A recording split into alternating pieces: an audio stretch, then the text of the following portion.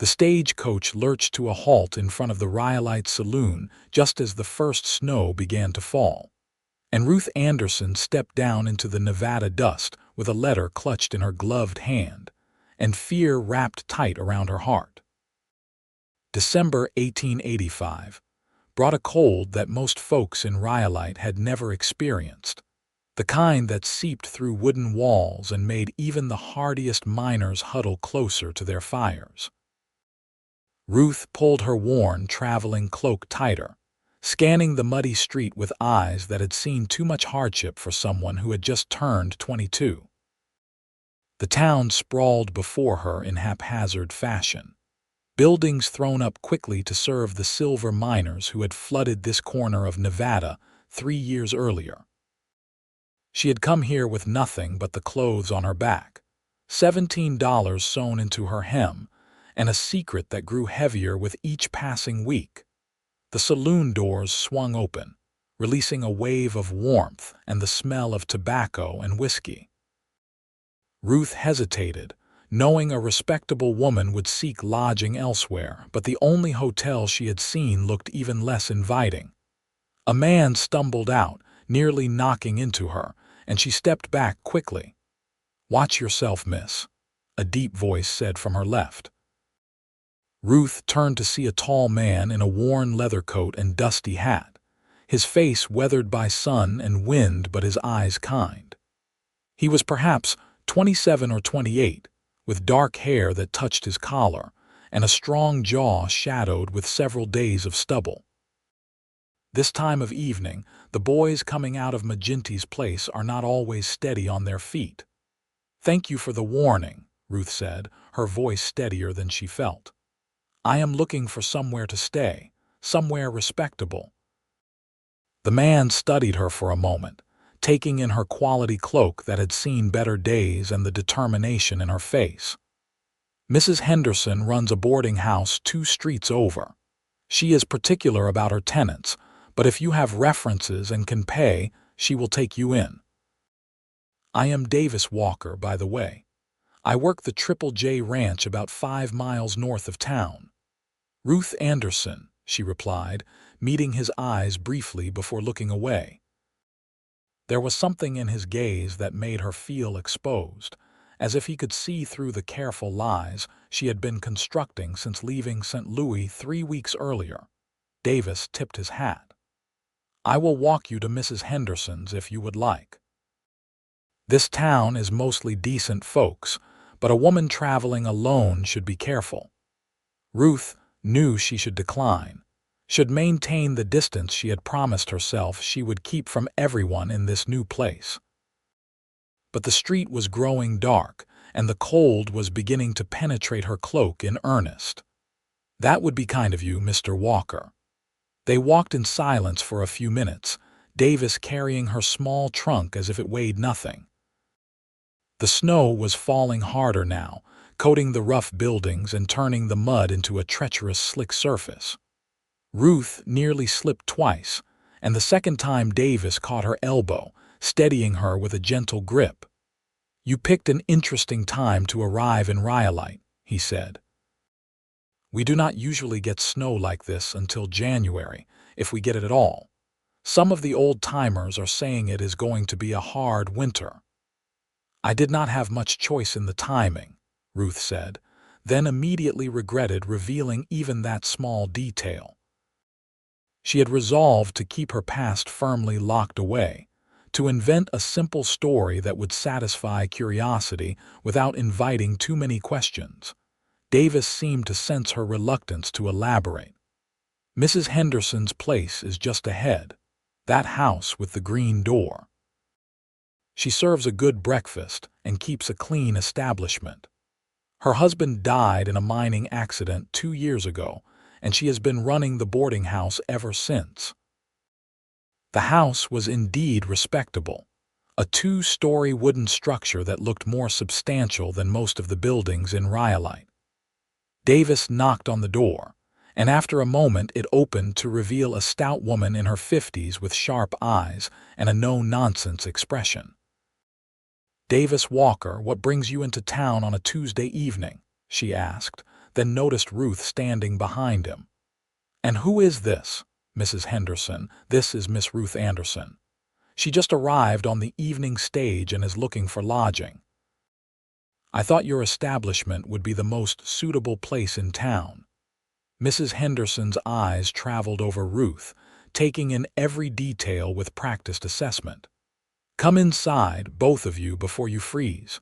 Mr. Walker, you can set that trunk in the hall." The interior of the house was warm and clean, furnished with simple but well-maintained pieces.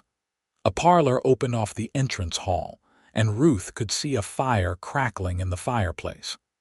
Mrs. Henderson led them into a small sitting room and gestured for Ruth to sit. "Where are you from, Miss Anderson, and what brings you to Rhyolite?" Ruth had prepared for this question during the long journey west. "I am from Missouri originally. I came to Nevada seeking a fresh start. I have some experience with sewing and bookkeeping, and I hope to find employment in a growing town like this one." "Missouri is a long way to come for a fresh start," Mrs. Henderson said, her tone neutral but her eyes shrewd. "Do you have references? Family?" "My parents are both deceased," Ruth said, which was true. "I have a letter of reference from my previous employer in St. Louis." She reached into her bag and pulled out the carefully forged letter she had purchased from a printer who asked no questions. It stated that Ruth Anderson had worked as a seamstress for Mrs. William Thornton for 3 years and was leaving due to Mrs. Thornton's relocation to Boston. Mrs. Henderson read the letter carefully, then looked up at Ruth. "The room is $6 a week, which includes breakfast and supper. Lunch is extra if you want it. I do not allow drinking, smoking, or gentlemen callers in the rooms. Church on Sunday is expected. Can you pay 2 weeks in advance?" Ruth's heart sank a little at the price, which would take a significant portion of her limited funds, but she had little choice. "Yes, madam." "Then you are welcome to stay. Your room is on the 2nd floor, 3rd door on the right. Breakfast is at 7 sharp, supper at 6. You can settle in tonight, and tomorrow you can start looking for work. Mr. Walker, thank you for escorting Miss Anderson.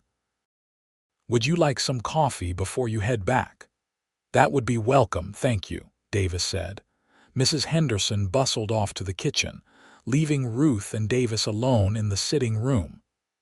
Ruth clasped her hands in her lap, aware that Davis was studying her with those perceptive eyes.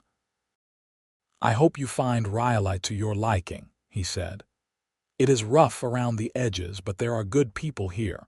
If you need help finding work, my sister Sarah runs a dress shop on Main Street. She might need assistance, especially with Christmas coming." "Thank you," Ruth said, surprised by his continued kindness. "That is very generous."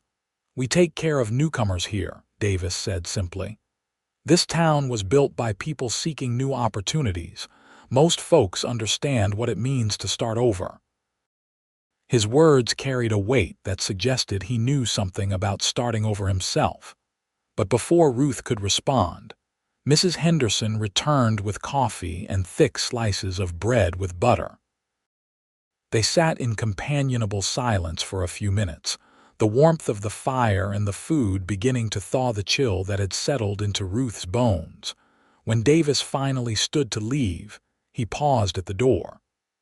"Miss Anderson, I ride into town most Saturdays for supplies. If you need anything from the ranch or have questions about Rhyolite, you can usually find me at Morton's General Store around midday." "Thank you, Mr. Walker. You have been very kind."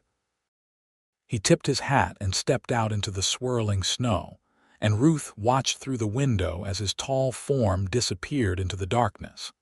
Something about Davis Walker made her feel both safer and more vulnerable than she had in weeks, and she was not sure which feeling troubled her more. Mrs. Henderson showed Ruth to her room, a small but clean space with a narrow bed, a washstand, and a window that looked out over the street. After the landlady left, Ruth sat on the bed and allowed herself a moment of relief. She had made it to Nevada. She had found shelter. Now she just had to find work, save money, and figure out what she was going to do in 4.5 months when her secret became impossible to hide. She placed her hand on her stomach, feeling the slight swell that was not yet visible beneath her dress. The baby had been growing inside her for nearly 4 months, the result of a terrible night she tried not to think about. Her employer's son in St. Louis had forced himself on her one evening when she had stayed late to finish a rush order. When she had realized she was pregnant, she had known immediately that she could not stay. No one would believe her word against his, and she would be thrown out without references or hope of future employment. So she had taken her savings, purchased the forged reference, and fled west to a place where no one knew her and no one would question a widow's story. Except she had not yet worked up the courage to claim widowhood. The lie stuck in her throat every time she tried to practice it. Ruth had always prided herself on her honesty, and the thought of building a life on falsehood made her feel sick. But what choice did she have? An unmarried woman with a child would be shunned, unable to find decent work or housing. She would end up in the worst parts of town, doing the kind of work that slowly destroyed the soul. Ruth undressed slowly, washing her face and hands in the cold water from the pitcher on the washstand. She said her prayers by the narrow bed, asking for guidance and strength, then climbed beneath the quilts and closed her eyes. Tomorrow she would look for work. Tomorrow she would begin building her new life. Tonight she would allow herself to rest. She dreamed of kind eyes and strong hands catching her before she fell. The next morning dawned clear and cold, the snow from the previous evening covering Rhyolite in a pristine white blanket that softened the town's rough edges. Ruth dressed carefully in her best day dress, a dark blue wool that was beginning to show wear at the cuffs, but was still respectable. She pinned her dark hair into a neat bun and went downstairs to find several other boarders already seated at the long table in the dining room. Mrs. Henderson made introductions as she served porridge and bacon. There was Mr. Clemens, an assayer who worked for one of the mining companies. Miss Porter and Miss Gray, 2 schoolteachers who shared a room, and Mr. and Mrs. Hoffman, a young couple who had come west to open a bakery. Miss Anderson just arrived last evening, Mrs. Henderson explained. She is looking for work as a seamstress or bookkeeper. You should talk to my wife's sister, Mr. Hoffman said. She runs the millinery shop, and I know she has been struggling to keep up with orders. Many of the miners' wives want fancy hats for Christmas, and Mrs. Fletcher is only one person. That would be wonderful, Ruth said. Where can I find her shop? On Main Street next to the bank, Mrs. Hoffman said. Tell her we sent you. Her name is Margaret Fletcher. After breakfast, Ruth bundled into her cloak and ventured out into the cold morning. The town looked different in daylight, more established than it had seemed the previous evening. She could see that Rhyolite was indeed a proper town, with substantial buildings lining Main Street and side streets branching off in orderly fashion. The mountains rose in the distance, stark and beautiful against the blue sky. She found Mrs. Fletcher's millinery shop easily, a neat establishment with a painted sign and hats displayed in the front window. A bell chimed as Ruth pushed open the door, and a woman in her 40s looked up from the hat she was trimming with ribbon. Good morning, the woman said. How can I help you, Mrs. Fletcher? My name is Ruth Anderson. Mr. and Mrs. Hoffman suggested I speak with you about possible employment. I have experience with sewing and detail work.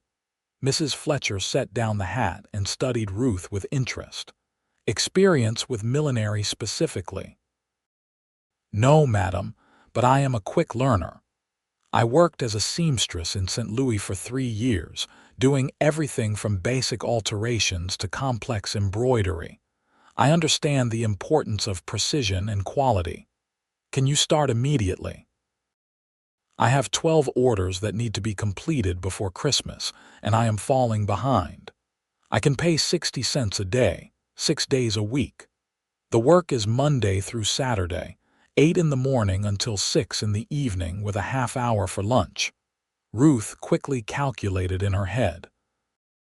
$3.60 a week would cover her room and board with a little left over for savings. It was not much, but it was a start.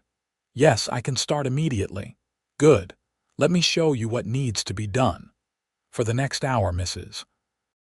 Fletcher explained the various orders and techniques, and Ruth found herself genuinely interested in the work. Millinery was more artistic than simple sewing, requiring an eye for proportion and style. By midday, she was working on her first hat, carefully stitching a band of velvet around a felt base while Mrs. Fletcher worked on a more complex design featuring feathers and silk flowers. "You have steady hands," Mrs. Fletcher observed. "That is good. Many girls are too impatient for this kind of work." "I find it soothing," Ruth admitted. "There is something satisfying about taking separate pieces and creating something beautiful." They worked in companionable silence for a while. The only sounds the crackling of the fire in the small stove, and the occasional customer entering to browse or pick up an order. Around 2 in the afternoon, the bell chimed again, and Ruth looked up to see Davis Walker entering with a woman who could only be his sister. Sarah Walker had the same dark hair and kind eyes as her brother, though her face was more delicate and her frame smaller. She broke into a smile when she saw Ruth. "Miss Anderson, Davis told me about meeting you yesterday. I am so glad you found work already." "Mrs. Fletcher was kind enough to hire me," Ruth said, feeling her face warm slightly. She had not expected to see Davis again so soon, and she was acutely aware of how plain she must look with her sleeves rolled up and her apron covered in thread. "Sarah needed some ribbon for a dress order," Davis explained, "and I had to come into town for supplies anyway." "How are you settling in at Mrs. Henderson's?" "Very well, thank you. Everyone has been welcoming." Mrs. Fletcher emerged from the back room with several spools of ribbon, and Sarah began examining them with a critical eye. Davis lingered near the counter, his hat in his hands, seemingly in no hurry to leave. "Miss Anderson, if you have Sunday afternoon free, we are having a small gathering at the ranch," Sarah said. "Just a few friends for supper and music. It would be a good opportunity for you to meet more people from the area." Ruth hesitated. She had intended to keep to herself as much as possible, to avoid forming attachments that might become complicated when her condition became obvious. But Sarah's face was so open and friendly, and the thought of spending Sunday afternoon alone in her room was suddenly unbearable. "That is very kind of you," Ruth said. "I would like that." "Wonderful. Davis can pick you up after church. We attend services in town anyway, so it is no trouble." After the Walkers left, Mrs. Fletcher gave Ruth an appraising look. "The Walkers are good people. Davis has been running the Triple J since his father died 5 years ago, and he has done well with it. He is considered quite a catch, though he has never shown much interest in the young ladies who have tried to attract his attention. His sister is a widow. Her husband died of fever 2 years ago, and she moved back to the ranch to help Davis with the household." Ruth focused on her stitching, uncomfortable with the direction of the conversation. "They seem very kind." "Kind and respectable," Mrs. Fletcher agreed. "If they have taken an interest in welcoming you to Rhyolite, you can count yourself fortunate. They are well regarded in the community." The rest of the week passed in a blur of work and careful navigation of social interactions. Ruth threw herself into the millinery work, finding genuine satisfaction in the creative challenges each hat presented. Mrs. Fletcher proved to be a fair employer, patient with Ruth's initial mistakes, and generous with praise as Ruth's skills improved. The other boarders at Mrs. Henderson's house were pleasant and incurious, content with Ruth's vague explanations about her past.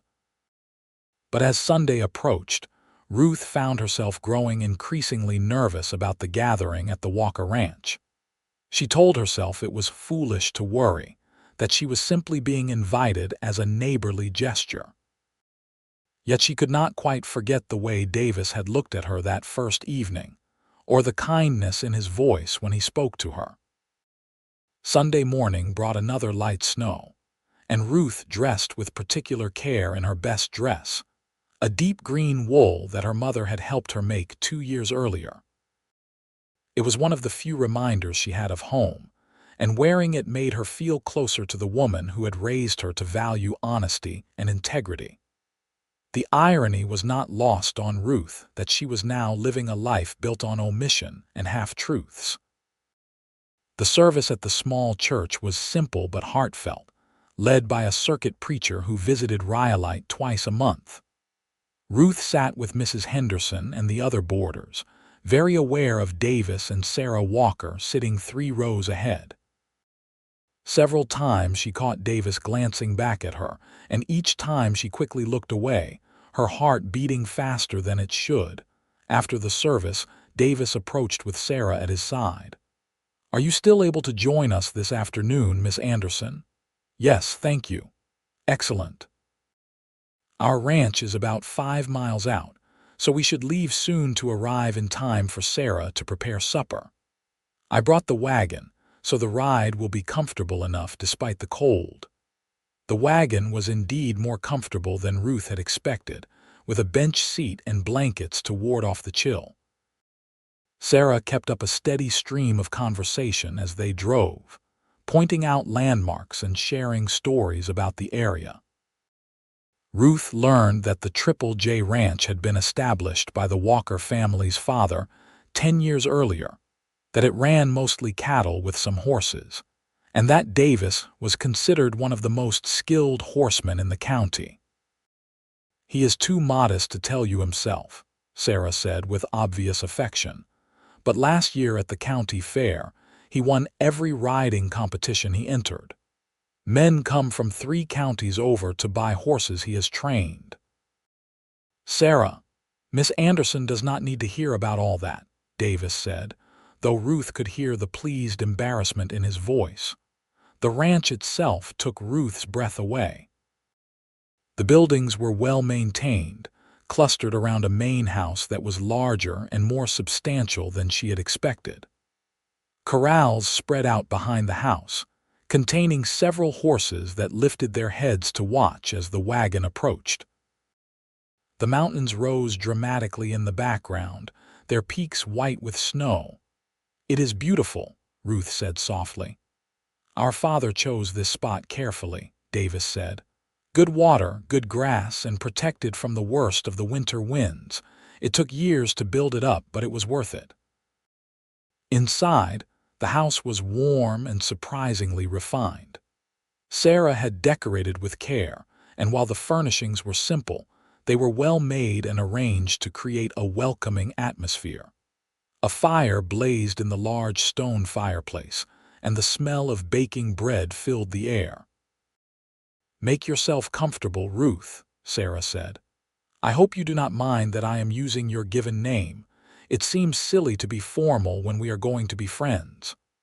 "I do not mind at all," Ruth said, touched by the assumption of friendship.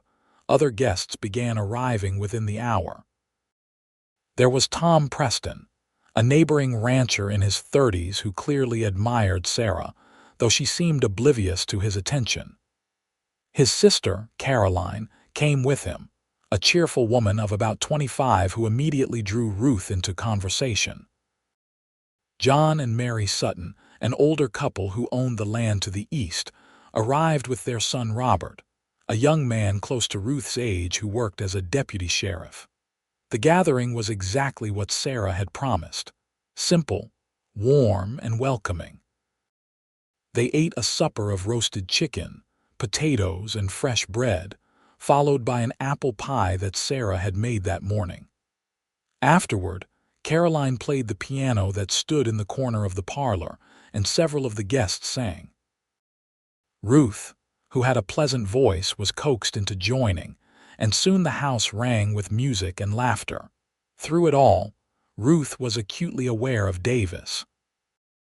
He was an attentive host, making sure everyone was comfortable and included in conversations, but she noticed that his gaze returned to her frequently.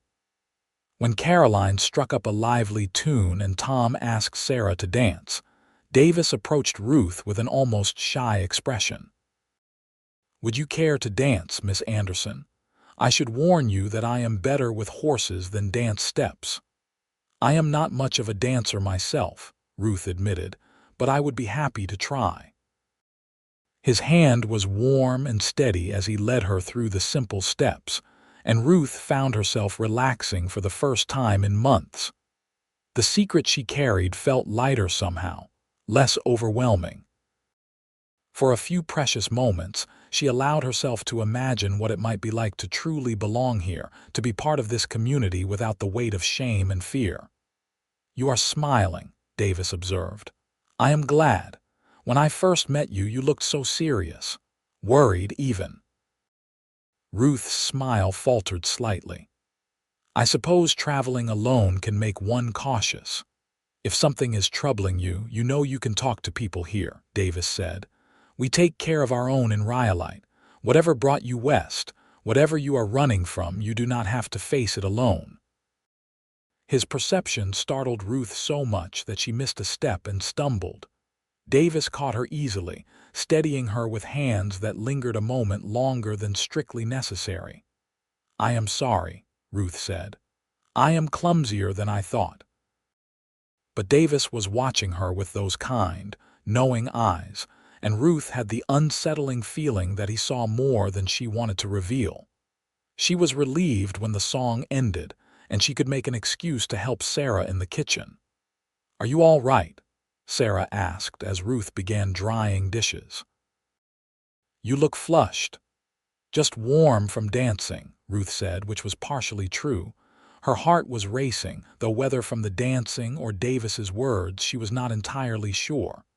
"Davis likes you," Sarah said matter-of-factly. "I can tell. He has been different since he met you, lighter somehow. He does not let people close easily. Our father's death hit him hard, and he has been so focused on keeping the ranch going that he has not taken time for himself. But I see the way he looks at you." Ruth's hand stilled on the dish she was drying. "Sarah, I am not looking for that kind of attention. I came to Rhyolite to start over, to build an independent life for myself." "I understand," Sarah said gently. "But sometimes the best things in life are the ones we are not looking for. Just keep an open mind, that is all I ask." The rest of the evening passed pleasantly, and as the guests prepared to leave, Davis offered to drive Ruth back to town. She accepted, knowing that refusing would seem odd and ungrateful. The night was clear and cold, the stars brilliant against the black sky. They rode in silence for a while, the only sounds the creak of the wagon and the steady clip of the horses' hooves. Ruth pulled the blanket tighter around herself, very aware of Davis's presence beside her. "Thank you for coming today," Davis said finally. It meant a lot to Sarah to have another woman there. Since her husband died, she has been lonely, though she tries not to show it. "She is wonderful," Ruth said sincerely. "You are lucky to have each other." "Family is important," Davis agreed.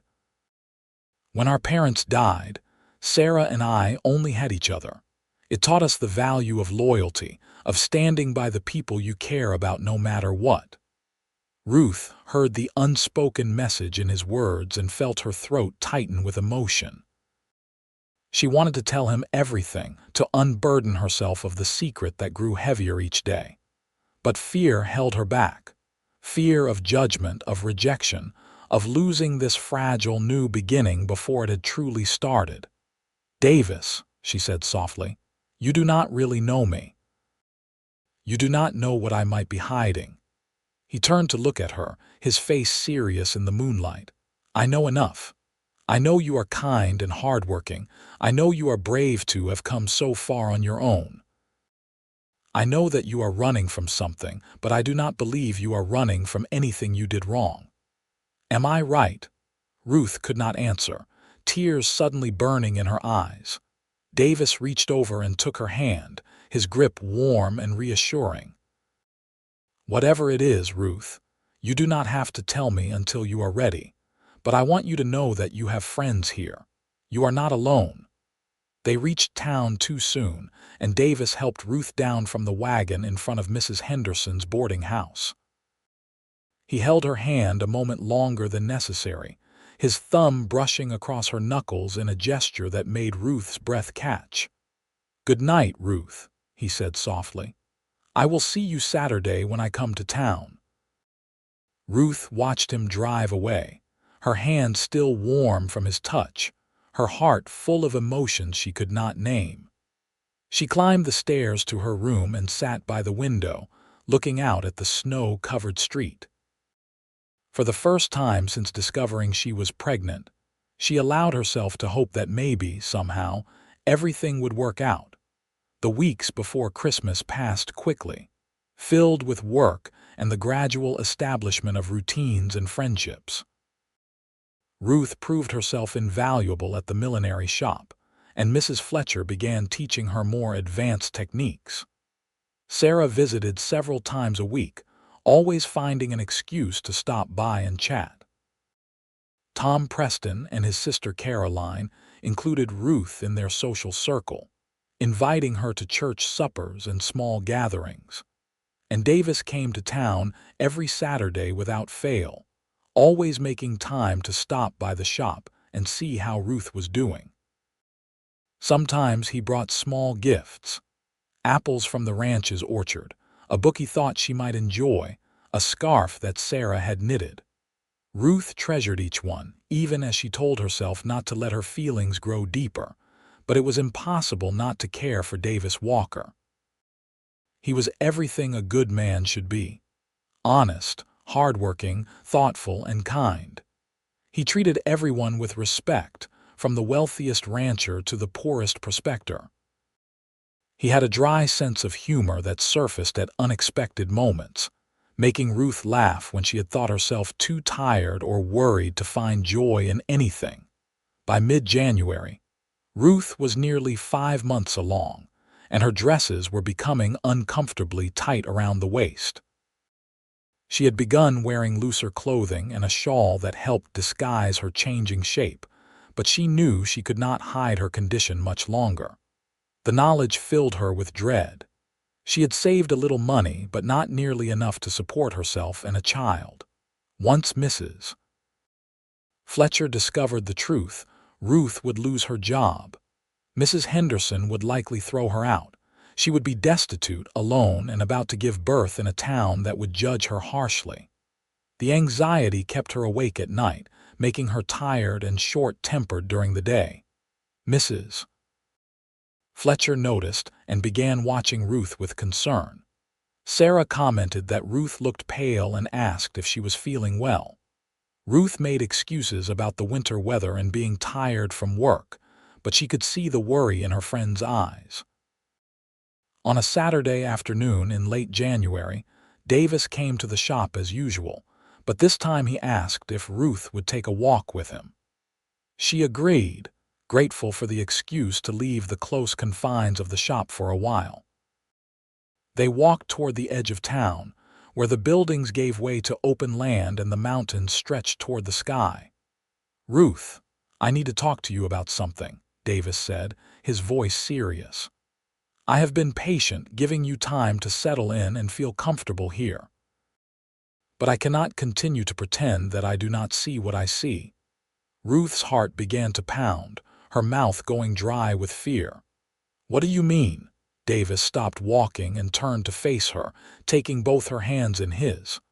"I mean that I know you are hiding something. Something that frightens you deeply. And I think I know what it is." Ruth tried to pull away, but Davis held her hands gently but firmly. "Please, let me finish. I am not trying to trap you or force a confession. I just want you to know that whatever it is, whatever happened to you before you came here, it does not change how I feel about you."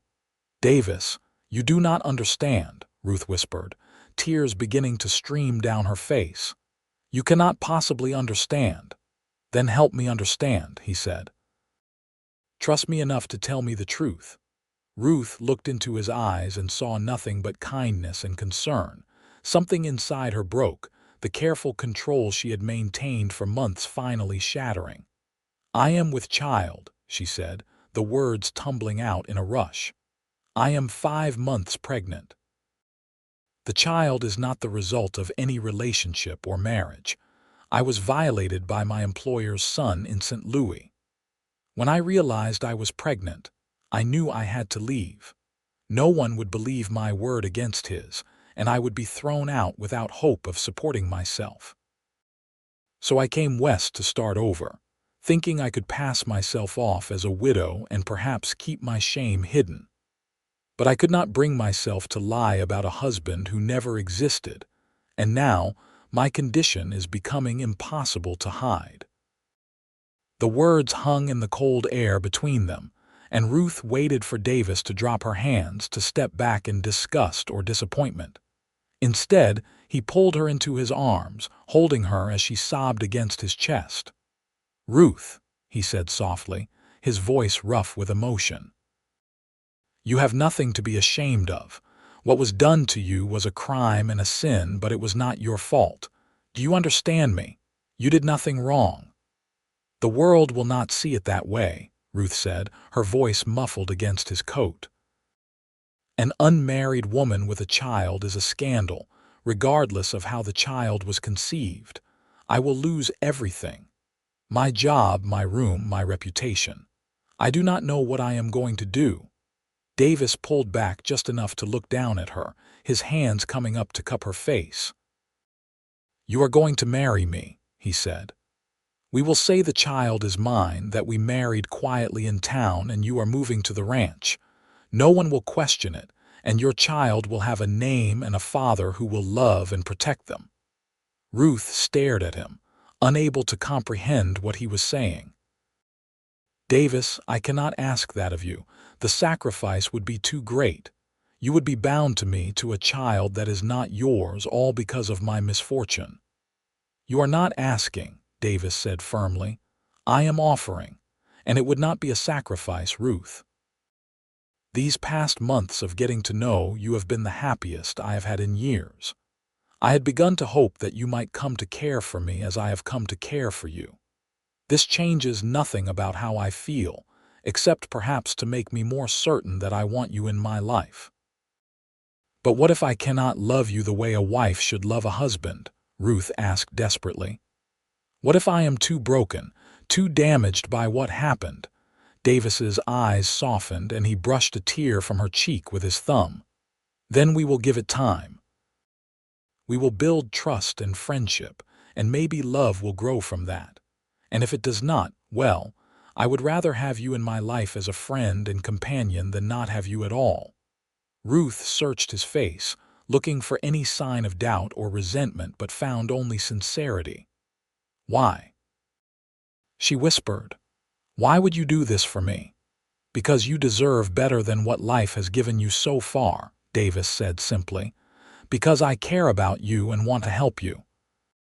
Because I believe that sometimes God puts people in our paths for a reason, and I think you were meant to come to Rhyolite and find your way to me.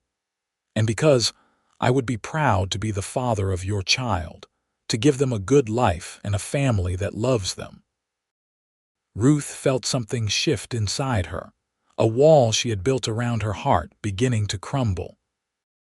She had been so focused on survival, on protecting herself and her unborn child, that she had forgotten what it felt like to be cared for, to be valued as a person rather than judged for her circumstances.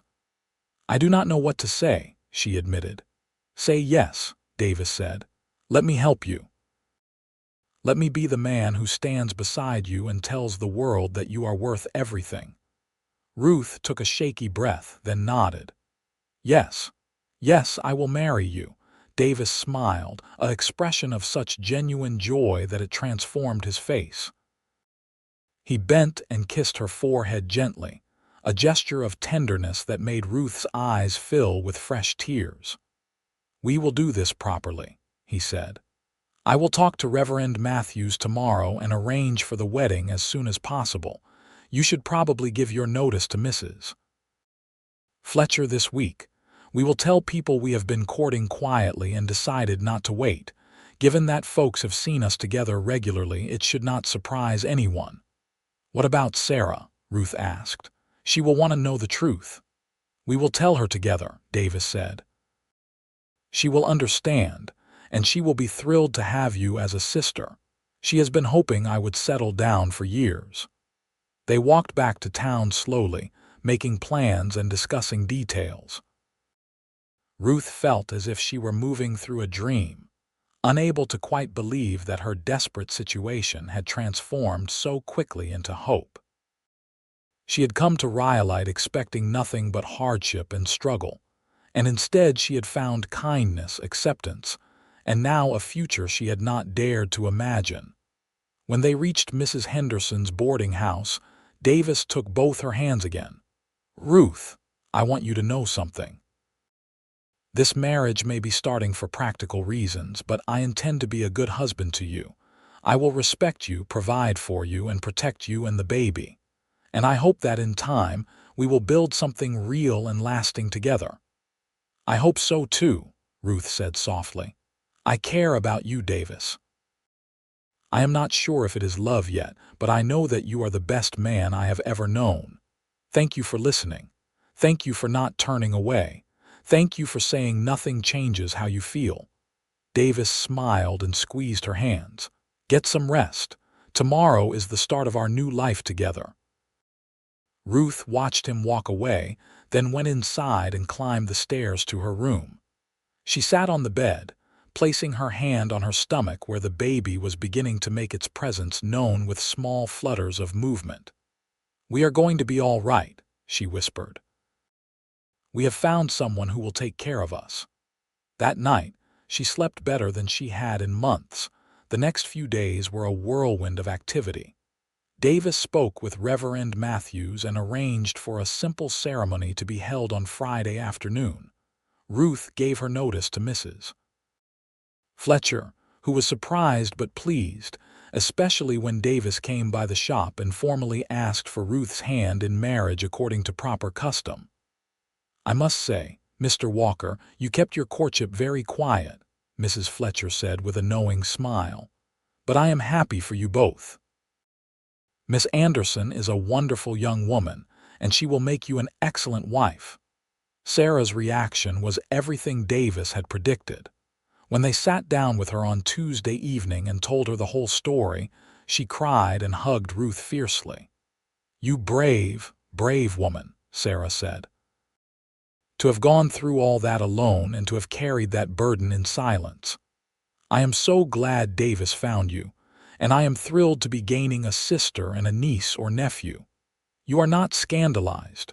Ruth asked, still half afraid of judgment. "Scandalized?" "Ruth, you were the victim of a terrible crime. Anyone who would judge you for that is a fool. And Davis is right that we will tell everyone the child is his. Once you are married and living at the ranch, no one will have any reason to question the timing. These things happen, and while some people might whisper, the Walker name carries weight in this county. No one will dare say anything to your face." Ruth felt the last of her anxiety begin to ease. She had been so afraid for so long that she had forgotten what it felt like to be supported and defended. The Walker siblings' fierce loyalty was a gift she had not expected, and she resolved to be worthy of it. The wedding took place on a cold Friday afternoon with snow falling gently outside the small church. Ruth wore her best dress and carried a small bouquet of dried flowers that Sarah had arranged. Tom Preston and Caroline stood as witnesses, along with Mr. and Mrs. Sutton. The ceremony was brief but meaningful, and when Reverend Matthews pronounced them husband and wife, Davis kissed Ruth gently on the lips, sealing their commitment before God and community. A small celebration followed at the ranch, with Sarah serving the cake she had baked and hot cider to ward off the winter chill. The guests toasted the happy couple and offered their best wishes, and Ruth felt overwhelmed by the genuine warmth and acceptance she received. These people were now her neighbors, her community, her family. As evening fell and the guests departed, Ruth found herself alone with Davis for the first time as his wife. They stood in the parlor, suddenly awkward with each other now that the formal part of the day was over.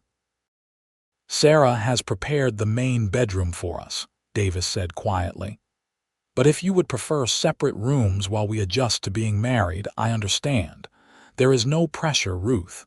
We will take this at whatever pace you need." Ruth considered this. Part of her wanted to retreat to safety, to maintain distance and protect herself from potential hurt. But another part, the part that was beginning to trust again, knew that hiding would not build the marriage they both hoped for. "I think we should share a room," she said. "I trust you, Davis. And I want to try to make this a real marriage, not just a practical arrangement." Davis's face softened. "Thank you for trusting me. I promise I will not betray that trust." That night, they lay side by side in the large bed, not touching but aware of each other's presence. Ruth felt the baby move, a stronger kick than she had felt before, and she gasped slightly. "Are you all right?" Davis asked immediately, concern in his voice. "Yes, the baby just kicked. It is getting stronger." Ruth hesitated, then reached for Davis's hand and placed it on her stomach. "There. Did you feel that?" Davis was very still, his hand warm against her stomach through the fabric of her nightgown. When the baby kicked again, she felt his sharp intake of breath. "That is amazing," he whispered. "A whole new life, growing and getting ready to enter the world." "Are you really ready for this?" Ruth asked. "For sleepless nights and crying and all the difficulties of a newborn?" "I am ready for all of it," Davis said.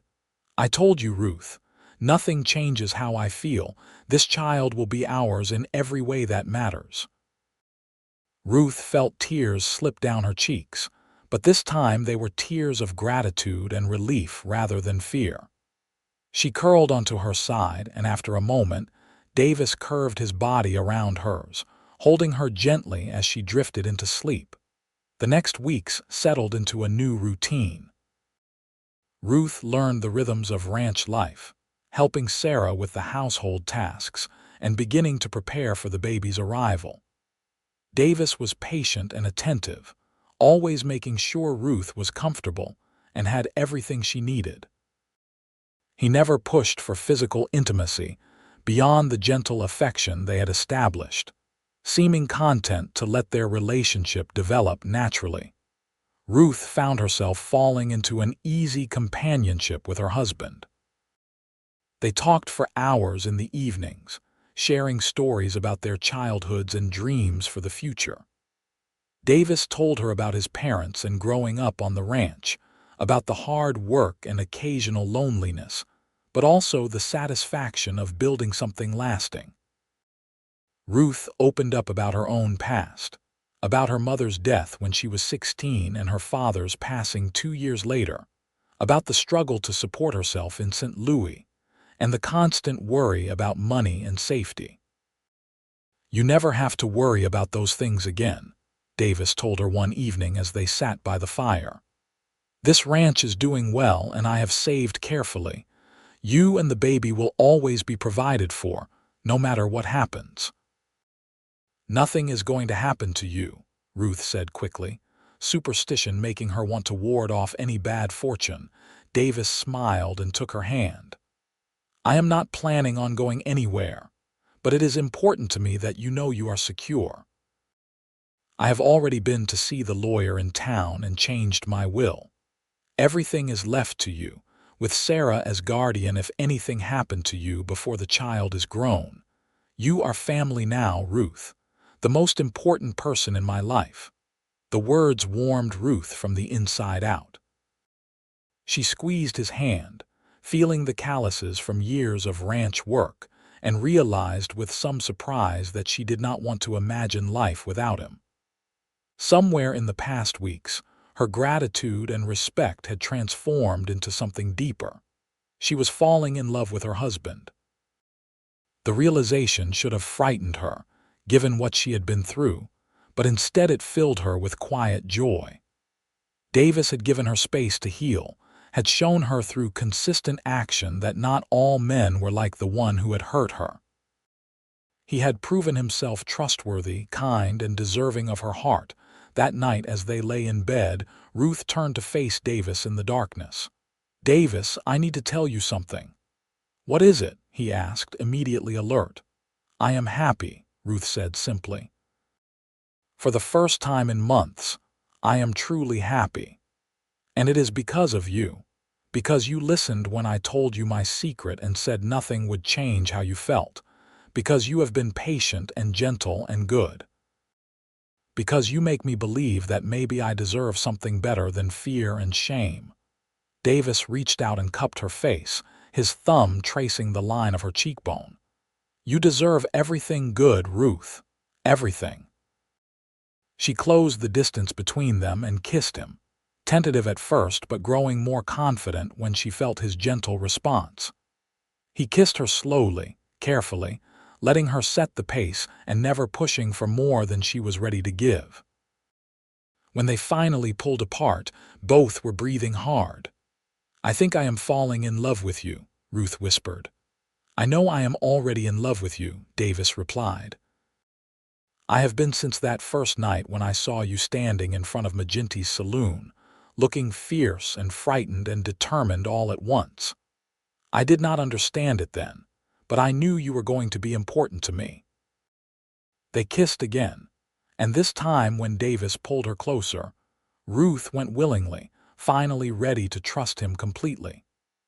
Their lovemaking was slow and tender, with Davis constantly checking that she was comfortable and stopping whenever she showed the slightest hesitation. Afterward, Ruth lay in his arms feeling cherished and safe, marveling at the difference between this gentle intimacy and the violence she had experienced before. "Thank you," she whispered against his chest. "For what?" "For showing me what this should be like. For giving me back something I thought was destroyed forever." Davis tightened his arms around her. "You are stronger than you know, Ruth.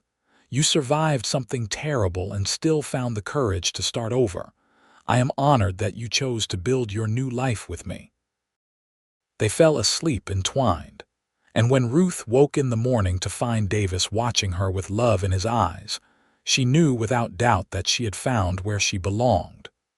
The winter gradually gave way to early spring, and Ruth blossomed along with the changing season. Her pregnancy became obvious, but as Sarah had predicted, no one questioned the timing. The Walker name and Davis's reputation protected Ruth from gossip, and the community welcomed her warmly as Mrs. Walker. She made friends among the ranchers' wives, who offered advice about childbirth and child-rearing with genuine kindness. In early April, Ruth went into labor 3 weeks before they expected. Sarah rode for the doctor in town, while Davis stayed with Ruth, holding her hand and murmuring encouragement as the contractions grew stronger. The labor lasted 14 hours, and though Ruth was exhausted and in pain, she never felt alone or frightened. Davis stayed with her the entire time, defying the convention that said men should wait elsewhere during childbirth. "I am not leaving you to go through this alone," he said firmly when Sarah suggested he might be more comfortable in the parlor. "She is my wife, and I am staying right here." The baby arrived just before dawn, a healthy girl with a strong cry and a surprising amount of dark hair. The doctor placed her in Ruth's arms, and Ruth stared down at the tiny face in wonder and love. "She is perfect," Ruth whispered. "She is beautiful, just like her mother," Davis said, reaching out to stroke the baby's soft cheek with one finger. "What should we name her?" They had discussed names during the long winter evenings, but somehow none of the options they had considered seemed quite right now that the baby was here. Ruth looked at her daughter, then at her husband, and suddenly knew exactly what she wanted to call this child who represented hope and new beginnings. Grace, she said. Her name is Grace Amelia Walker. Grace for the gift she is, and Amelia after my mother. Grace Amelia Walker, Davis repeated. It is perfect. He bent and kissed Ruth's forehead, then carefully took the baby so Ruth could rest. Watching her strong, capable husband hold their tiny daughter with such gentleness made Ruth's eyes fill with tears. This man had given them everything: his name, his home, his protection, and his love. He had taken another man's crime and transformed it into a blessing, claiming this child as his own and giving her a life free from shame or stigma. Sarah came in a few minutes later, cooing over the baby and declaring herself the proudest aunt in Nevada. The doctor gave Ruth instructions for recovery and told Davis to make sure his wife got plenty of rest. After everyone left, Davis settled into the chair beside the bed with Grace sleeping in his arms, clearly reluctant to be parted from either his wife or daughter. "You should sleep," Ruth told him. "You have been awake all night." "So have you," Davis pointed out, "and you did all the hard work." "I am fine, Ruth. I just want to sit here and watch the two of you for a while. I want to remember this moment when our family truly began." Ruth's heart swelled with love for this man who had saved her in every way that mattered. "Davis, I need you to know something. When I came to Rhyolite last winter, I was broken and terrified. I thought I would spend the rest of my life alone, struggling to survive and protect this baby. But you saw past my fear and my secrets. You listened when I finally trusted you enough to tell you the truth, and you said nothing would change how you felt. Those words gave me back my life. You gave me back my life." Davis looked up from the baby, his eyes shining with emotion. "You gave me a life worth living, Ruth. Before you came, I was just going through the motions, working the ranch and taking care of Sarah, but not really allowing myself to feel anything too deeply. You reminded me what it means to truly live, to love, to hope for the future. This little girl is not your burden or your shame. She is our gift, and I will spend the rest of my life making sure both of you know how much you are loved." Ruth reached out and took his free hand, holding tight to the man who had become her anchor and her heart. "I love you, Davis Walker. I love you too, Ruth Walker. Both of you, more than I ever thought possible." The sun rose slowly over the Nevada mountains, painting the sky in shades of pink and gold. In the bedroom of the ranch house, a new family rested together, bound not by obligation or convention but by choice, trust, and a love that had grown from the darkest moments into something strong and true. The years that followed were full and rich. Grace grew into a bright, curious child with her mother's dark hair and her father's kind eyes. Davis doted on his daughter, teaching her to ride almost as soon as she could walk, and always having time for her questions and games. To everyone who saw them together, it was obvious that he adored her completely, and no one ever had cause to question that she was anything but his own beloved child. When Grace was 2, Ruth gave birth to a son they named Daniel Thomas. This time the labor was easier, and Davis once again refused to leave her side. The boy had his father's dark hair and strong build, and Davis was thrilled to have a son to teach about ranching and horses. The ranch continued to prosper under Davis's careful management. He expanded the operation gradually, buying more land and cattle when opportunities arose. Ruth helped with the bookkeeping and eventually took over the ranch accounts entirely, her neat figures and careful planning helping to maximize profits. Together they built the Triple J into one of the most successful ranches in the county. Sarah eventually married Tom Preston, who had courted her patiently for 3 years before she finally agreed to accept his proposal. The wedding was a grand affair, with guests coming from all over the region. Ruth watched her sister-in-law marry a good man who truly loved her and felt grateful that Sarah was finding her own happiness. As the children grew, Ruth sometimes told Grace stories about her grandmother Amelia, keeping alive the memory of the woman who had raised her with love and integrity.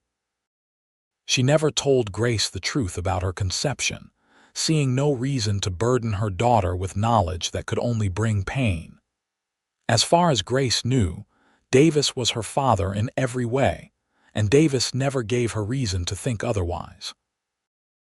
One evening when Grace was 7 and Daniel was 5, Ruth and Davis sat on the porch watching their children play in the yard.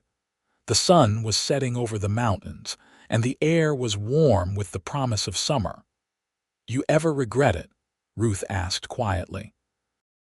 "Taking on so much when you married me." Davis looked at her in surprise. "Regret? Ruth, marrying you was the best decision I ever made. These past years with you and the children have been the happiest of my life." "Why would you ask that?" "I just want to make sure you know how grateful I am," Ruth said. "For everything you gave up to help me, for claiming Grace as your own and loving her as you do, for building this life with me." Davis took her hand, his grip warm and familiar. "I did not give anything up, Ruth. I gained everything. A wife I love, 2 beautiful children, a home filled with laughter and warmth. That is not sacrifice. That is blessing." Ruth leaned her head on his shoulder, watching Grace chase Daniel around the yard while their laughter rang out in the evening air. She thought about that cold winter night when she had arrived in Rhyolite with nothing but fear and a secret that had weighed so heavy on her heart.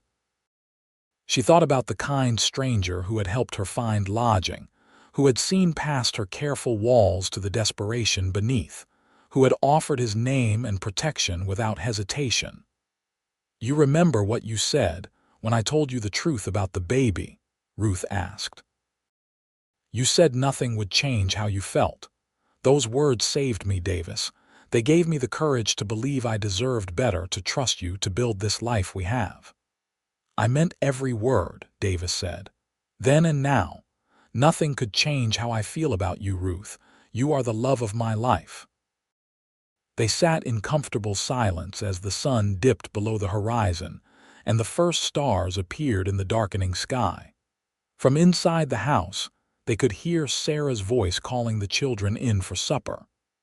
Grace and Daniel raced toward the porch, faces flushed and eyes bright with happiness. "Papa, Mama, come look what we found," Grace called, holding something cupped in her hands. Davis stood and helped Ruth to her feet, and together they went to see what treasure their daughter had discovered. It was a small bird's nest that had fallen from one of the trees, perfectly formed and empty now that the birds had fledged and flown away.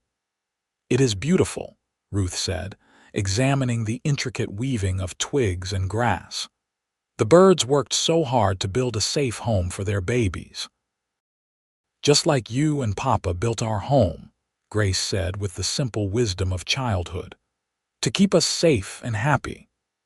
Davis met Ruth's eyes over their daughter's head, and the love and understanding that passed between them needed no words. They had indeed built something strong and lasting, a home founded on trust, forgiveness, and a love that had grown deeper with each passing year. That night, after the children were asleep and the house was quiet, Davis and Ruth lay in bed talking about their plans for the coming seasons.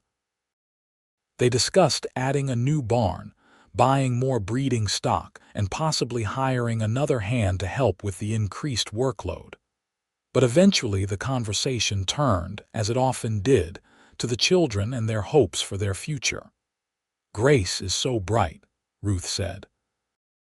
"I think she should go to school in town next year, get a proper education. And Daniel too, when he is old enough."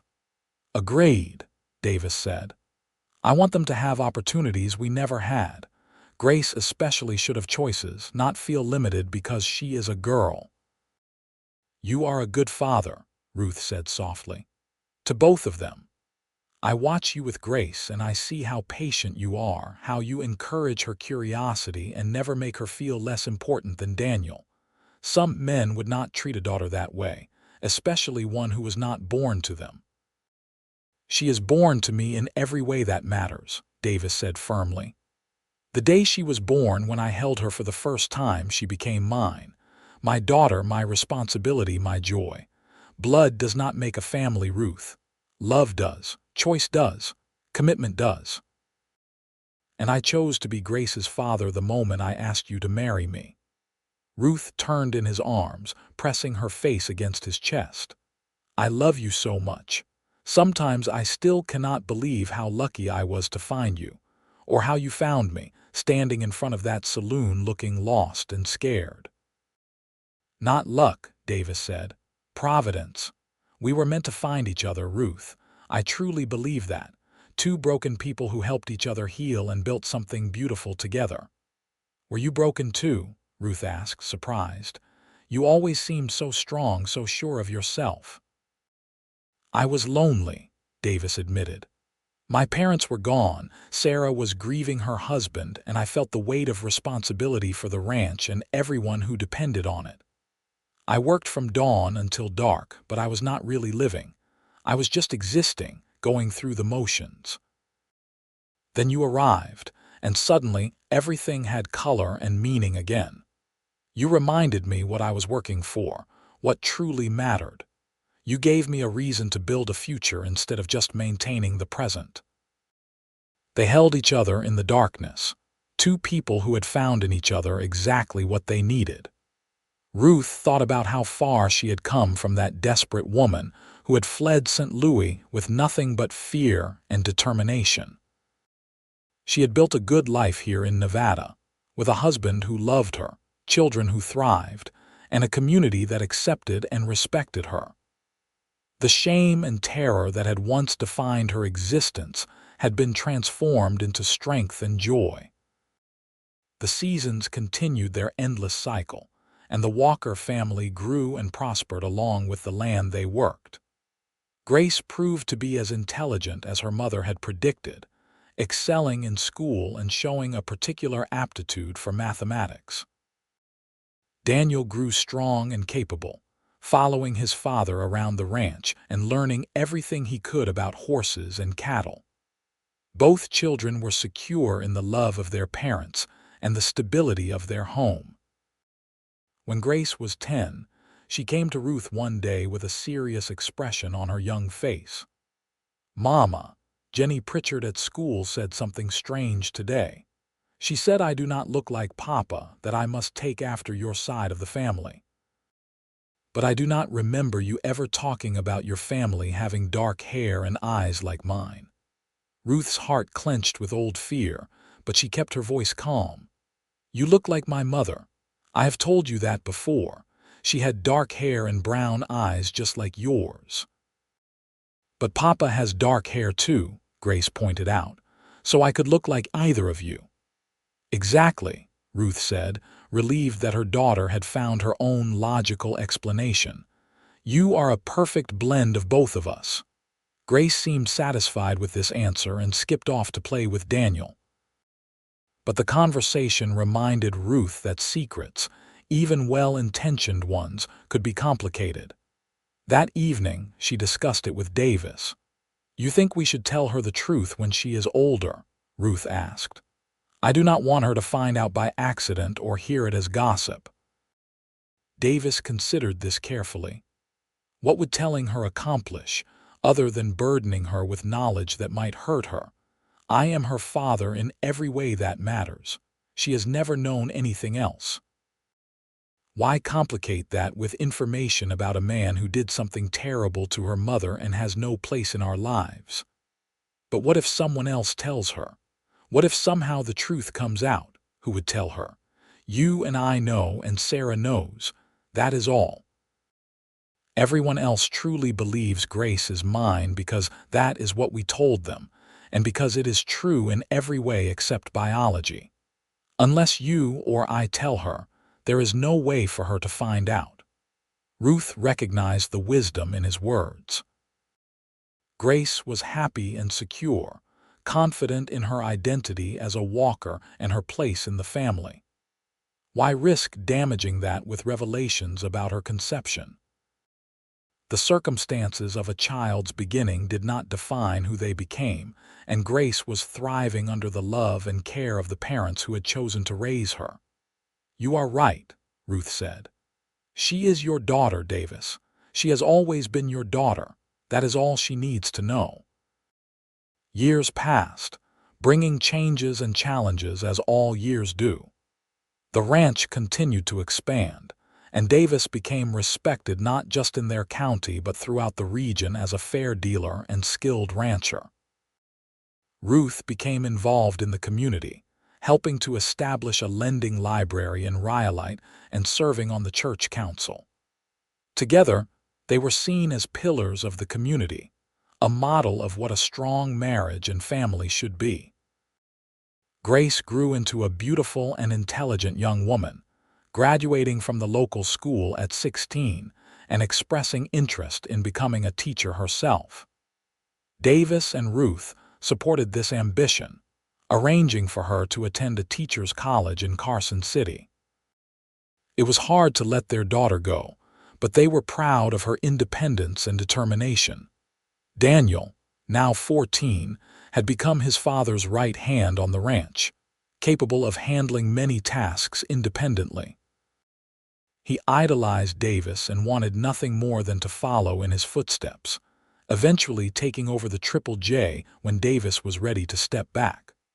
One evening, not long after Grace had left for college, Ruth found an old trunk in the attic while looking for some quilts Sarah had stored there.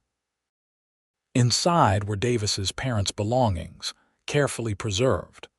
Among them was a family Bible with names and dates recorded in fading ink. Ruth was about to close the trunk when something caught her eye. Davis's birth date was listed as March 15, 1858. Ruth did the math quickly in her head. That meant Davis had been 27 when they met in December 1885, which was what she had always believed. But as she looked at the other dates, she realized something else. Davis's mother had died in childbirth when Davis was born, according to the note beside her name. His father had raised him and Sarah alone until remarrying when Davis was 15.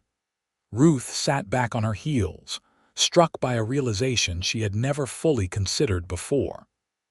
Davis had grown up without a mother, raised by a grieving father who had done his best, but could not replace what was lost.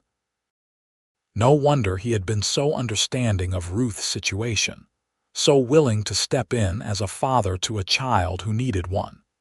He knew what it was like to grow up missing a parent, and he had been determined that Grace would never experience that pain. She closed the trunk carefully and went downstairs to find Davis in his study, reviewing account books. He looked up and smiled when she entered. "Find what you were looking for." "Not exactly. I found your family Bible in the attic. I did not mean to pry, but I saw the dates recorded there." Davis set down his pen and leaned back in his chair. "Ah, you saw about my mother. You never really talked about her. I knew she had died, but not that she died giving birth to you." "It was not something I liked to discuss," Davis admitted. "My father loved her deeply, and losing her nearly destroyed him.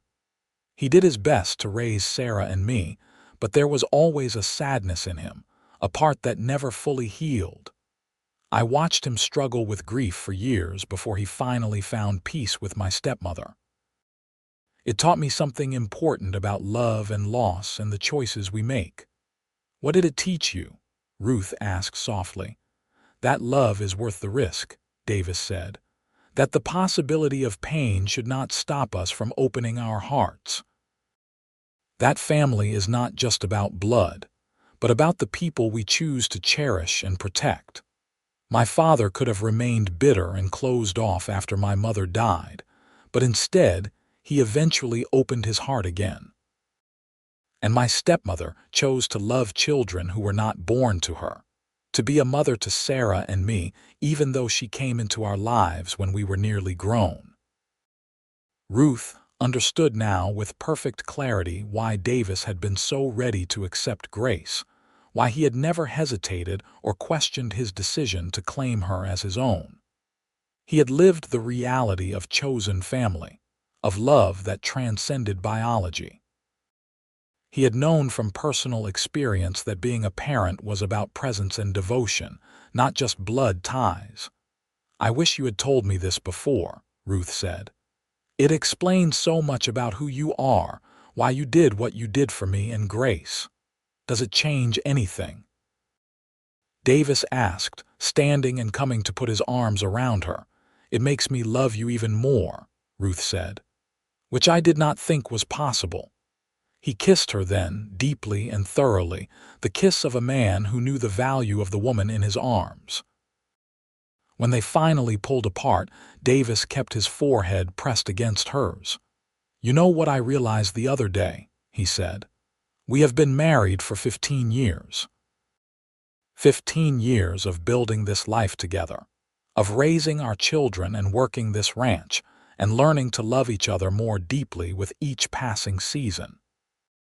Sometimes I think about that scared young woman who arrived on the winter stagecoach, and I can hardly reconcile her with the strong, confident woman you have become." "You helped me become her," Ruth said. "You and the life we built together. You showed me that I was worth more than the worst thing that had happened to me, that I deserved love and respect and happiness. You gave me the space to heal and the support to grow. I could not have become who I am without you." "We made each other better," Davis said. "That is what a good marriage does. It brings out the best in both people, helps them become stronger together than they could be apart." They stood there in the study, holding each other as the evening light faded outside the windows. After all these years, Ruth still marveled at the depth of feeling she had for this man. What had begun as gratitude and respect had grown into a love so profound it was woven into every part of her being. She could not imagine her life without Davis, could not conceive of a world where they had not found each other that cold December evening. The sound of horses approaching interrupted their moment. Davis went to the window and smiled. "It is Tom and Sarah. They must have come for supper unannounced again." Ruth laughed and went to start preparing food, happy to have family around the table. Sarah and Tom had 2 children of their own now, and the cousins loved playing together whenever they had the chance. The evening passed in pleasant chaos, with children running in and out while the adults caught up on news and gossip. After the Preston family left and Daniel had gone to bed, Ruth and Davis took a walk around the ranch in the moonlight. It was a habit they had developed over the years, a way to steal a few moments of quiet together before the next day's work began. "I got a letter from Grace today," Ruth said. "She is doing well at college and thinks she will be home for a visit next month." "I miss her," Davis admitted. "The house feels too quiet without her laughter and constant questions." "She will be back before we know it," Ruth assured him. "And then we will blink, and she will be graduating, starting her teaching career, maybe even meeting a young man and getting married herself." "Do not rush things," Davis said with mock severity. "She is still my little girl."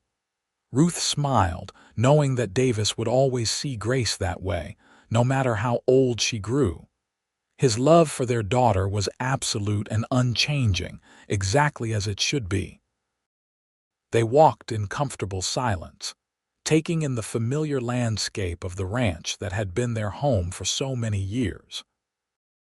Ruth thought about all the moments that had led them to this place. The fear that had driven her west, the kindness that had saved her, the love that had grown between 2 wounded people learning to trust again. Every step of the journey had been necessary, even the painful parts, because it had all led to this life they had built together. "Davis," Ruth said suddenly, "I want to thank you for something I have never properly acknowledged." "What is that?" "For seeing me. That first night when we met, you could have just given me directions and walked away. But you saw that I needed help, that I was carrying more than just a traveling bag. You saw past my careful walls to the desperation beneath. And you chose to care, to get involved, to be part of my life. That choice changed everything."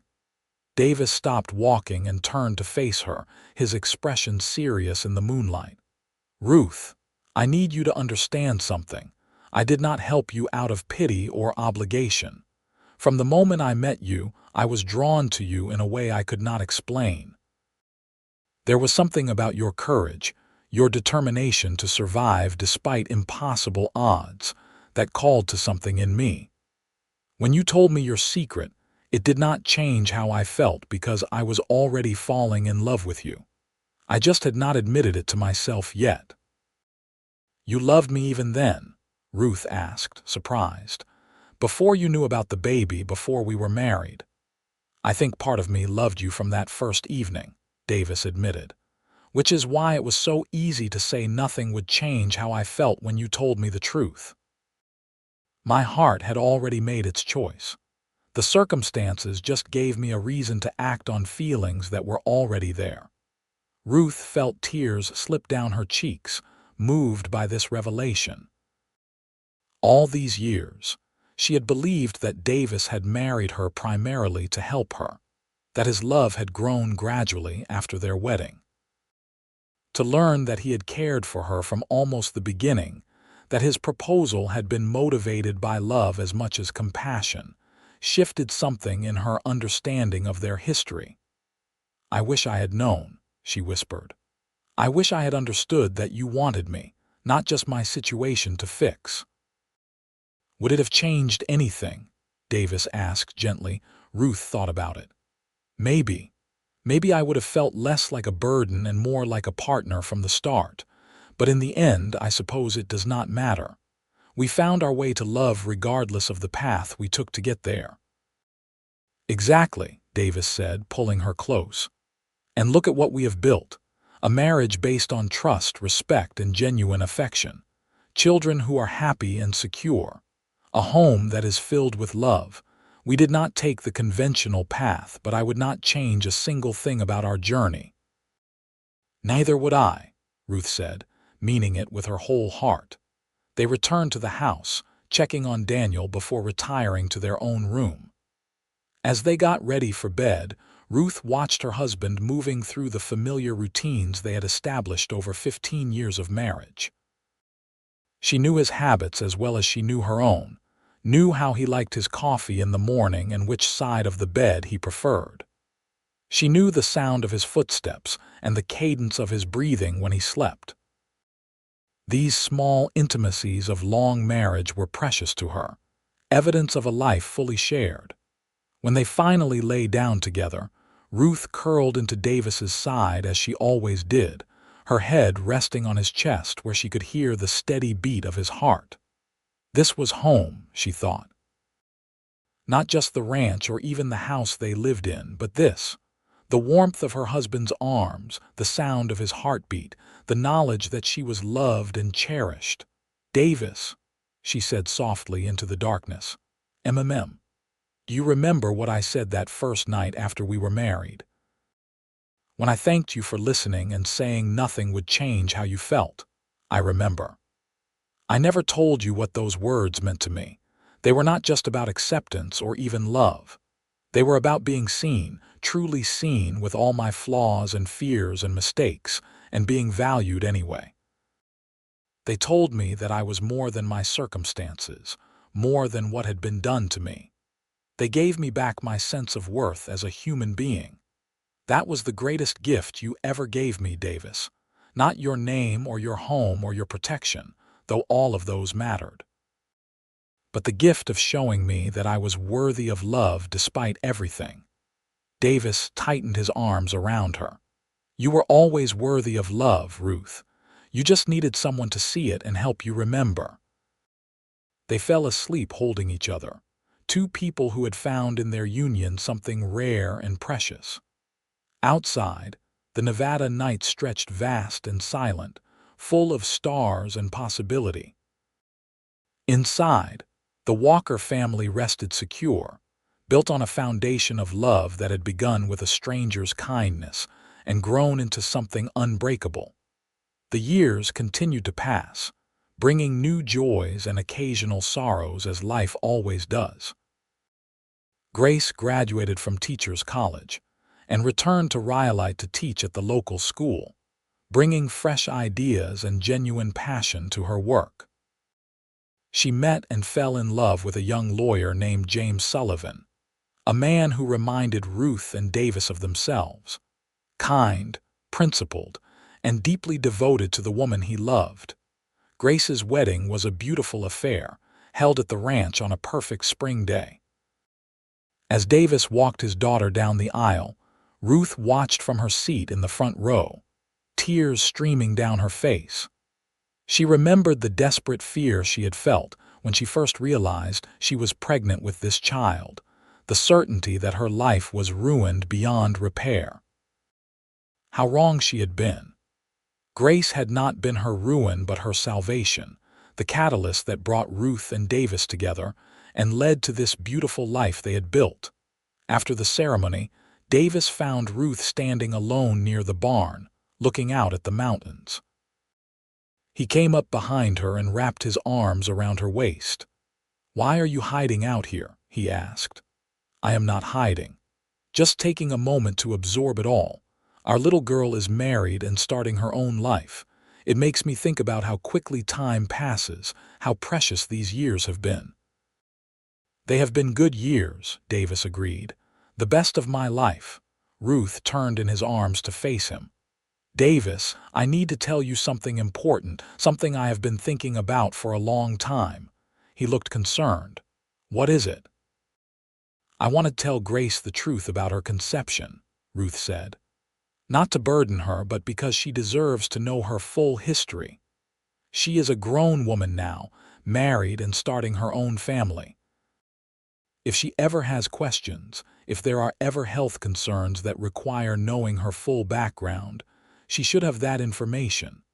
And I want her to understand just how much you sacrificed to be her father, how you chose her before she was even born." Davis was quiet for a moment, considering. "Are you sure? It could change how she sees herself, how she sees us." "I think Grace is strong enough to handle the truth," Ruth said, "and I think it will actually deepen her love for you when she understands what you did for us. You did not just marry me and happen to get a child as part of the bargain. You deliberately chose to be her father, to claim her as your own and give her a life free from shame. That is not a burden or a sacrifice. That is love in its purest form." "When do you want to tell her?" Davis asked. "Soon. Before she and James leave on their wedding trip, I want her to know the full truth of where she comes from and what you did for us." They told Grace the next day, sitting with her in the parlor while James waited outside, having been asked to give them privacy for a family discussion. Ruth explained everything. The assault in St. Louis, the fear and desperation, the journey to Nevada, and finally meeting Davis and his extraordinary proposal. Grace listened without interrupting, her face showing a range of emotions from shock to anger on her mother's behalf to wonder as she absorbed the full story. When Ruth finished, Grace sat in silence for a long moment. "Papa," she finally said, looking at Davis with tears in her eyes, "you chose me before you even met me. You married Mama knowing she was carrying another man's child and decided to be my father anyway." "Yes," Davis said simply. "Because I loved your mother, and because I wanted you from the moment I learned you existed. You were never a burden or an obligation, Grace. You were always wanted, always loved." Grace crossed the room and threw her arms around Davis, crying against his shoulder. "You are my father in every way that matters. This does not change anything about how I feel. If anything, It makes me love you more for what you did for Mama and me." "I love you too, sweetheart," Davis said, his own voice thick with emotion. "You have been one of the greatest joys of my life since the day you were born." Grace pulled back and wiped her eyes, then went to embrace Ruth. "Mama, I am so sorry for what happened to you, but I am grateful that something good came from something terrible. And I am grateful that you were strong enough to survive and start over." "I had help," Ruth said, looking over Grace's shoulder at Davis. "The best kind of help." After Grace rejoined James to leave on their wedding trip, Ruth and Davis stood on the porch watching them drive away. Davis put his arm around Ruth's shoulders. "That went better than I expected," he admitted. "Our daughter has your strength and compassion," Ruth said. "Of course she handled it well." "Our daughter," Davis repeated. "After all these years, I never get tired of hearing you say that." "She is ours," Ruth said, "in every way that truly matters." Daniel eventually married as well, choosing a rancher's daughter named Elizabeth who proved to be as capable and hardworking as she was kind. They built a house on the far edge of the Triple J property and began raising their own family, with Daniel gradually taking over more of the daily ranch operations as Davis started to slow down. As Ruth and Davis grew older, they found joy in their grandchildren and satisfaction in seeing the legacy they had built together continuing into the next generation. The ranch prospered under Daniel's management, and Grace's children spent summers there, learning to ride and helping with small chores just as their mother had done. One evening when they were both in their 60s, Ruth and Davis sat on their porch watching the sunset as they had done countless times over the decades. Davis's hair had gone silver, and Ruth's dark hair was now threaded with gray, but the love between them had only deepened with time. "Do you ever think about that first winter?" Ruth asked. "When I arrived in Rhyolite with my secret and my fear?" "Sometimes," Davis admitted, "but mostly I think about everything that came after. The life we built, the children we raised, the love that grew between us. That is what matters, Ruth. Not how we started, but what we made of our time together." "I am glad I came west," Ruth said. "I am glad I stumbled off that stagecoach into the snow and you were there to catch me. I am glad I was brave enough to tell you the truth, and I am even more glad that you listened and said nothing would change how you felt. Those words saved my life, Davis. They gave me back hope when I had none left." Davis took her hand, his fingers intertwining with hers in a gesture that had become as natural as breathing over their 38 years of marriage. "You saved me too, you know. I was just existing before you came, going through the motions of living without really feeling anything deeply. You reminded me what it meant to be truly alive, to love and be loved in return. We saved each other, Ruth. That is what makes our story special." Ruth leaned her head on his shoulder, content in the knowledge that they had built something lasting and true. They had taken a beginning marked by tragedy and fear, and transformed it into a life full of love, purpose, and joy. They had raised children who were good and kind, had built a business that served their community, and had created a marriage that served as a model for what love could be when nurtured with patience, respect, and devotion. As the sun dipped below the horizon and the first stars appeared in the darkening sky, Ruth said a silent prayer of thanksgiving for the cowboy who had listened when she finally found the courage to share her secret, who had looked past her shame and fear to see the woman she truly was, and who had spoken the words that changed everything. "Nothing changes how I feel." Those words had been the beginning of everything good in her life. They had led to this moment, to this porch, to this man whose hand still held hers with the same gentle strength he had shown that first evening when he caught her elbow and steadied her on the icy street. They had built a life together, she and her cowboy, and it had been more beautiful than anything Ruth had dared to imagine on that cold December night when she arrived in Rhyolite with nothing but hope and determination. The years ahead would bring their share of challenges, as years always do. There would be loss and grief, particularly when Sarah passed away peacefully in her sleep at the age of 73, leaving them heartbroken but grateful for the years of friendship and family they had shared. There would be worry during Daniel's illness one hard winter, though he recovered fully thanks to the new doctor who had settled in Rhyolite. There would be the simple difficulties of aging bodies that did not move as easily as they once had, of memories that sometimes grew hazy around the edges. But through it all, Ruth and Davis had each other. They faced each challenge as they always had, together with unwavering support and love that had been tested by time and found unbreakable. Their grandchildren grew up hearing stories about how grandmother Ruth arrived in winter from far away, and how grandfather Davis had been smart enough to make her stay. The details were simplified for young ears, but the core truth remained. Two people had found each other when they needed it most, and had built something beautiful together.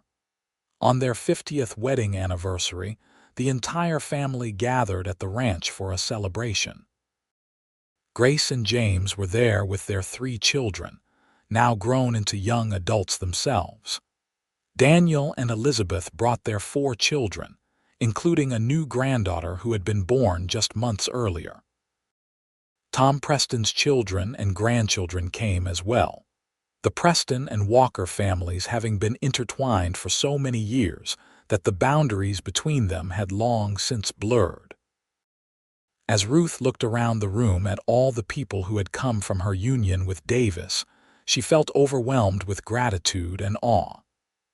50 years ago, she had been a terrified young woman fleeing scandal and shame, certain that her life was over before it had truly begun. Now she was the matriarch of a large and loving family, respected in her community, secure in the devotion of a husband who had never wavered in his commitment to her. Davis stood to make a toast, and the room fell quiet. 50 years ago, he began, a beautiful young woman arrived in Rhyolite on a winter evening. I was fortunate enough to meet her that night, and even more fortunate that she agreed to become my wife. Everything good in my life has come from that decision. My children, my grandchildren, my purpose and joy. Ruth, you have made me happier than I ever thought possible. Thank you for 50 years of love, laughter, and partnership. I look forward to whatever time we have left together, knowing that every day with you is a gift. Ruth wiped tears from her eyes as everyone raised their glasses and cheered. Later, when the party had wound down and most of the guests had left or retired to their rooms, Ruth and Davis took one final walk around the ranch in the moonlight, a tradition they had maintained for 50 years. It has been a good life, Ruth said, holding tight to her husband's arm for support as much as affection. The best, Davis agreed. No regrets. Only that we do not have another 50 years ahead of us, Ruth said with a small smile, but I am grateful for every day we have had. As am I, Davis said. You know, Ruth, I have thought about this a lot over the years. What my life would have been like if you had not come to Rhyolite that winter. I think I would have been fine, would have run the ranch and taken care of Sarah and lived a decent life. But it would have been empty, meaningless. You gave my life purpose beyond just survival. You taught me what it meant to love fully, to be vulnerable, to open my heart even when it was scary. That is the greatest gift one person can give another. You gave me the same gift, Ruth said. You showed me that I was worthy of love, that my past did not define my future. You saw me, truly saw me, and loved me anyway. Actually, you loved me because of who I was, flaws and fears and all. That kind of acceptance is rare and precious. They stood looking out at the land they had worked together for so many decades, the mountains rising black against the star-filled sky. The night air was cool and crisp, carrying the scent of sage and horses and home.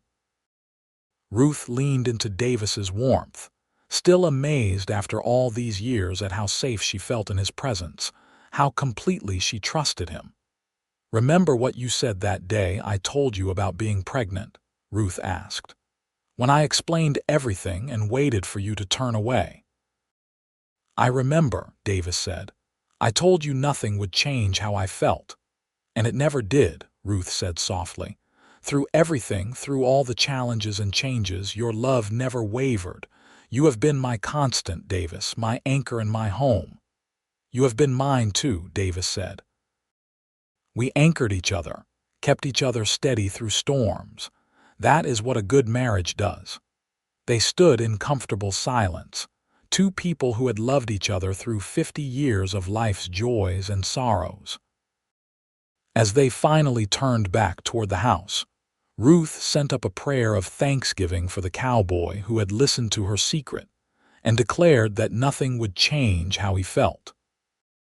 Those simple words had been the foundation of everything good that followed, the promise that had sustained her through doubt and fear, the truth that had shaped their entire life together. Davis held the door open for her, and Ruth stepped into the warm house, into the home they had built together through love and faith and unwavering commitment. Behind them, the Nevada night stretched vast and beautiful, full of stars and silence. Ahead of them lay whatever time remained, to be spent as they had spent the previous 50 years, together in love, grateful for the gift they had been given in finding each other. Ruth Anderson Walker lived to be 82 years old, spending nearly 60 years as Davis Walker's wife. When she finally passed away peacefully in her sleep, surrounded by children and grandchildren who loved her, Davis was holding her hand just as he had through every important moment of their shared life. He lived another 3 years, long enough to see another great-grandchild born and to know that the legacy he and Ruth had built together would continue through the generations. At his funeral, Grace stood to speak about her father.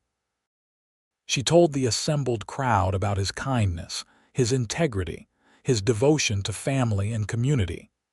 But what she remembered most, she said, was his capacity for love. "My father once told me," Grace said, her voice strong despite her tears, "that love is a choice we make every day. He chose to love my mother from the moment he met her, and he never stopped making that choice for the rest of his life. He chose to love me before I was even born, claiming me as his own and giving me a life free from shame or stigma. He taught me through his example that family is not just about blood, but about the people we choose to cherish and protect. That is the legacy he leaves behind, a family built on love, choice, and unwavering commitment to each other." The Walker family continued to thrive on the ranch that Davis had built, and that he and Ruth had expanded together. Their descendants carried forward the values they had instilled: hard work, integrity, compassion, and the understanding that everyone deserves a second chance, that the circumstances of our beginning do not determine the arc of our lives. And sometimes, on cold winter evenings when the snow fell softly over Rhyolite, the story was told again of how Ruth Anderson arrived in winter with a secret, and how a cowboy named Davis Walker listened and said the words that changed everything: "Nothing changes how I feel." It had become part of the family history, simplified and softened over time, but retaining its essential truth. It was a story about courage and kindness, about love that saw past fear and shame to the person beneath, about two wounded souls who found healing in each other.